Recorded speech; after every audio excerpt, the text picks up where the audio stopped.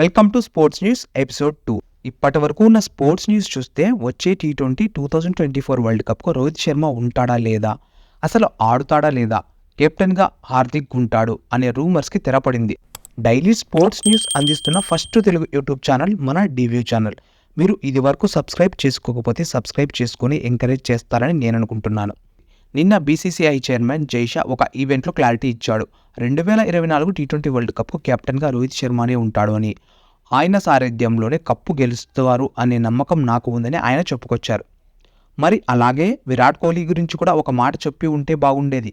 అసలు Virat Kohli world cup ఆడుతాడా లేదా అనే విషయాన్ని స్పష్టం చేసి ఉంటే బాగుండు అని నా అభిప్రాయం.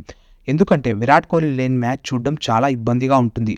విరాట్ కోహ్లీ T20 వరల్డ్ కప్లో ఎక్కువ రన్స్ చేసిన బ్యాటర్గా కూడా ఉన్నాడు. అందులో మంచి ఫామ్లో కూడా ఉన్నాడు.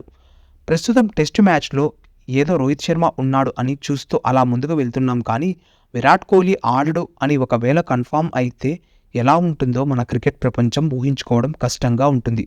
మరి మీరేమంటారో కామెంట్ చేయండి. ఇక నెక్స్ట్ న్యూస్ విషయానికి వస్తే, ఎంతోమంది ప్లేయర్లు డెబ్యూ ఇచ్చారు, అది వాళ్లకు నిజంగానే స్పెషల్.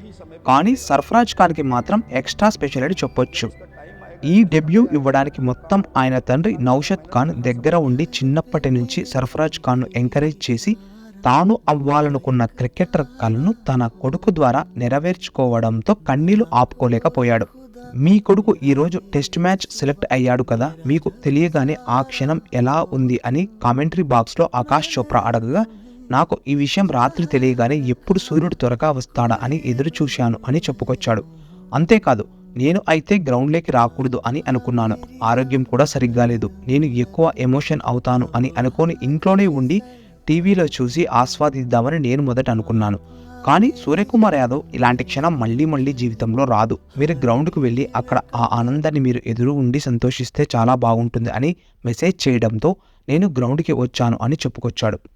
ఆ తర్వాత బ్యాటింగ్ అవకాశం వచ్చిన సర్ఫరాజ్ ఖాన్ ఆరంగరేట మ్యాచ్లోనే 62 పరుగులు చేసి శభాష్ అనిపించుకున్నాడు. అది కూడా జడేజా సింగిల్ తీయడానికి ప్రయత్నిస్తూ మరలా వద్దు అనడం ద్వారా వెనక్కి వస్తుండగా మార్క్ వుడ్ డైరెక్ట్ త్రో వేయడం ద్వారా సర్ఫరాజ్ ఖాన్ రన్అట్ అయ్యాడు. మ్యాచ్ ముగిసిన తర్వాత రవీంద్ర జడేజా చాలా బాగా ఆడావు, ఇందులో నీ తప్పు ఏమీ లేదు, సారీ అంటూ ఇన్స్టాగ్రామ్లో రాసుకొచ్చాడు. ఈ విషయం అలా ఉంచితే మ్యాచ్ తర్వాత ప్రెస్ మీట్లో సర్ఫరాజ్ ఖాన్ ఏమన్నాడంటే, ఈ మ్యాచ్ నేను ఆడడం ద్వారా మా నాన్న ఆశలను నేను నెరవేర్చడమే కాకుండా నా భుజాల మీద ఉన్న భారం అంతా దిగిపోయినట్టు అనిపిస్తోంది. మా నాన్నకు చిన్నప్పటి నుంచి క్రికెట్ మీద ఉన్న ప్రేమను నేను నెరవేర్చాలని కష్టపడ్డాం.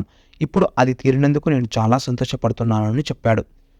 అందుకే కొన్ని ఎక్స్ట్రా విషయాలు ఉండడం ద్వారా ఈ సర్ఫరాజ్ ఖాన్ డెబ్యూ కొంచెం టాక్ ఆఫ్ ద టౌన్గా మారింది. సర్ఫరాజ్ ఖాన్ ఇంకా మంచి మ్యాచ్లు ఆడాలని మనందరం కోరుకుందాం. ఇక నెక్స్ట్ న్యూస్ ఏంటంటే, సౌత్ ఆఫ్రికాతో జరుగుతున్న టెస్ట్ మ్యాచ్లో కేన్ మామ మరో సెంచరీ బాదాడు. దీని ద్వారా గత 7 మ్యాచ్ల్లో 7 సెంచరీలు వరుసగా బాది కేన్ మామ రికార్డు సృష్టించాడు. అంతేకాకుండా యాక్టివ్గా ఉన్న ప్లేయర్స్ జాబితాలో ఎక్కువ సెంచరీలు సాధించిన ఆటగాడిగా రికార్డుకెక్కాడు. ఇక టీమిండియా హెడ్ కోచ్ విషయానికి వస్తే, ద్రావిడ్ కాంట్రాక్ట్ పూర్తయినా కూడా రెన్యువల్ చేసి ద్రావిడ్ టీమిండియా కోచ్గా ఉండాలని జైషా ఆదేశించాడు. దానికి ద్రావిడ్ కూడా ఒప్పుకున్నారు. ద్రావిడ్తో పాటు అతని టీం కూడా కొనసాగుతుందని క్లారిటీ ఇచ్చాడు. ఈసారి ద్రావిడ్ కాంట్రాక్ట్ కంప్లీట్ అయిన తర్వాత ధోని మన ఇండియాకు కోచ్గా ఉండి ఒక ఐసీసీ ట్రోఫీ తెచ్చి పెడితే బాగుంటుందని నేను అనుకుంటున్నాను. అసలు ద్రావిడ్ తర్వాత మీరు కోచ్గా ఎవరైతే బెటర్ అని అనుకుంటున్నారో ఇక్కడ కామెంట్ చేయండి. ఇక నెక్స్ట్ న్యూస్ విషయానికి వస్తే, ఇక్కడ ఒక గమ్మత్తైన విషయం జరిగింది. ఇంటర్నేషనల్ క్రికెట్లో అత్యధిక వయసు ఉన్న కెప్టెన్గా ఇండియా తరపున 36 సంవత్సరాల వయసులో సెంచరీ చేసి రికార్డు సృష్టించాడు. That is hit man. అందుకే కదా హిట్ మ్యాన్ ఆఫ్ ఇండియా అనేది. కాదు hit man of the world cricket అనేది. అంతేకాకుండా ఈరోజు జరిగిన టెస్ట్ మ్యాచ్లో మరొక ఇంట్రెస్టింగ్ విషయం జరిగింది. ఇంగ్లాండ్ టీం బ్యాటింగ్ చేస్తున్నప్పుడు టీమిండియా ఒక బాల్ కూడా వేయకుండానే 6 పరుగులు వచ్చాయి. అదెలాగంటే, మన ఇండియా బ్యాటింగ్ చేస్తున్నప్పుడు అశ్విన్కు పిచ్చి మధ్యలో రన్స్ తీయొద్దని అంపైర్ వార్నింగ్ ఇచ్చినప్పుడు అలాగే రన్స్ తీశాడు. సో దాని ద్వారా ఇంగ్లాండ్ ఇన్నింగ్స్ స్టార్ట్ అవ్వగానే ఇండియాకు పెనాల్టీ రూపంలో ఇంగ్లాండ్కు 5 పరుగులు వచ్చాయి. అంతేకాకుండా బూమ్రా వేసిన తొలి బంతి నోబాల్ అవ్వడంతో ఒక్క బాల్ కూడా అవ్వకుండానే 6 పరుగులు ఇంగ్లాండ్ ఖాతాలో చేరాయి.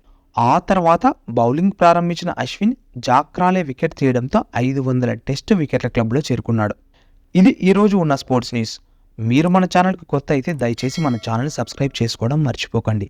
ముఖ్యంగా ఈ వీడియోను లైక్ చేయడం అస్సలు మర్చిపోకండి. Thank you.